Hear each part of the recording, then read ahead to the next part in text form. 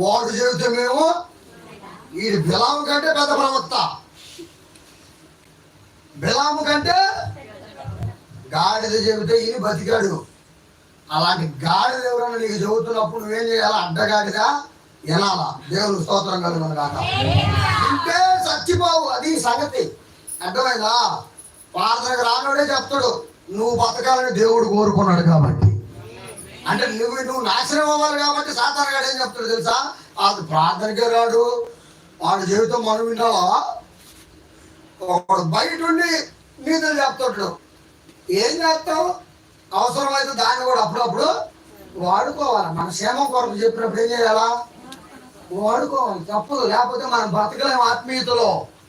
అచ్చం నాకు ఎవరు చెప్పాలంటే సమర్పించుకొని భార్యను ముట్టకుండా చెప్పాలి, సిరిని ముట్టకుండా చెప్పాలా, నిత్యము ప్రార్థనలో ఉండి దగదగ మెరిసే తెల్ల బట్టలు వేసుకొని వచ్చేవాళ్ళే చెప్పాలంటే వాళ్ళు బయటికే రాదు అనా? ఏదో కదా రోడ్డు మీద పోయేవాడే ఎవరు నువ్వు సరిగ్గా బైక్ మీద అంటాడు బాప్తిసం పొందేవాడిని, ఎందుకంటే రాంగ్ వేలో పోతున్నాడు. అప్పుడు వాడు కూడా నన్ను తిడుతున్నాడు.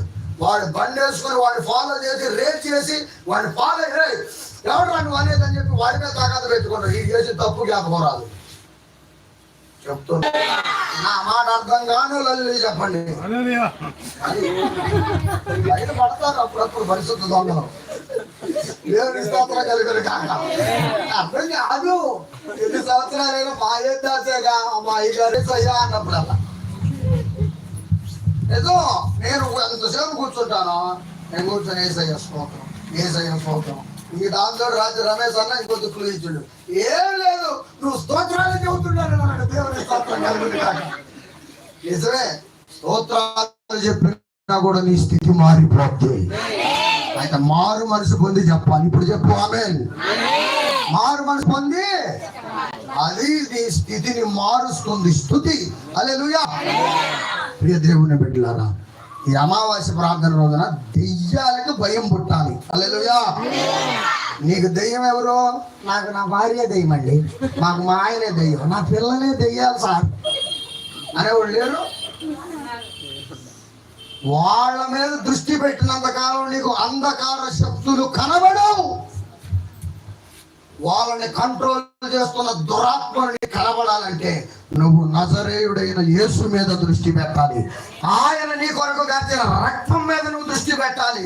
ఆయన నీ కొరకు చేసిన ప్రాణత్యాగాన్ని ప్రతి గడియ ప్రతి క్షణం నువ్వు తలుసుకోవాలి.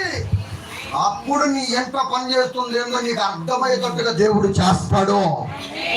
హల్లెలూయా. నీకు తెలియజేస్తాడు దేవుడు. అయ్యేముండవు, అయ్యేమి ఉద్యోగానికి అప్లై చేయమన్నారంట. ఉద్యోగానికి Aadhaar card, ration card, bank account, ఈ నాలుగు ప్రూఫ్లు, దాని పాన్ కార్డు, ఈ 4 చేస్తారన్నమాట. ఈ 4 ఇంట్లో పెట్టి బీరువాలో చక్కగా తాళం వేసి పోయారంట ఆడికి ఉద్యోగానికి. ఉద్యోగానికి పోతే సార్ ఉద్యోగం సార్ అన్నట. అరే ప్రూఫ్స్ అన్నారంట. సార్ ప్రూఫ్స్ లేవు సార్, ఇంట్లో ఉన్నాయి. అరే ఇంట్లో పెట్టొచ్చు, ఇక్కడ పెడితేనే కదా నీ పేరు లిస్ట్ లో. కొంతమంది భక్తి జీవితాన్ని గురించి పెట్టిలో తాళం పెట్టి కట్టొచ్చాడు కూర్చోడదు. ప్రార్థన నడిపికూడదు. పాట పాడినా కూడా చెప్పండి జీవం. నేను చెప్తున్నా, నువ్వు పాట పాడితే సంఘంలో ఉన్నోడు ఏడవాలా.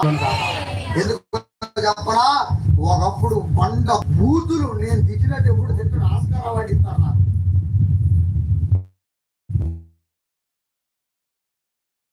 నీకు ఇంకా ఆర్పక ముందు ఏం చేస్తావు? ఆశీర్వాదాలు వర్షించాలంటే ఈ నోరు దేవుని నోరుగా మార్చబడాలి. దేవుని బిడ్డలారా,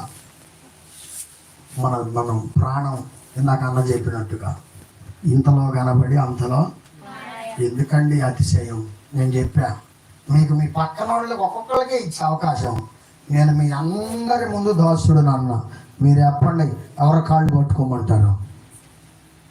ఇప్పుడు నీకున్న ఈ మనశ్శాంతి ఫుల్గా ఉంది నాకు. ఎందుకు చెప్పు? నువ్వు యేసు రక్తంలో కడగబడ్డావు కనుక నా ప్రభు రక్తం నీ పాదాల్లో ఉంది.